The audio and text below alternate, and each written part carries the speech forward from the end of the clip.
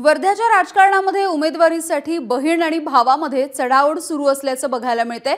देवळी विधानसभा मतदारसंघासाठी स्वर्गीय प्रभा राव यांच्या कन्या चारुलता टोकस यांनी आता उमेदवारी मागितली आहे। चारुलता टोकस या माजी राज्यपाल प्रभा राव यांच्या कन्या आहेत। त्यांनी यापूर्वी काँग्रेसकडून लोकसभेची निवडणूक लढवलेली होती। काँग्रेसचे आमदार रणजित कांबळे यांना आव्हान देत देवळी विधानसभा मिळावी यासाठी चारुलता टोकस यांनी काँग्रेसकडे अर्जही दाखल केलाय। चारुलता आणि रणजित कांबळे हे बहीण भाऊ आहेत आणि त्यामुळे वर्ध्याच्या देवळी मतदारसंघामध्ये बहीण भावामध्ये उमेदवारीसाठी सध्या रस्सीखेच बघायला मिळतेय।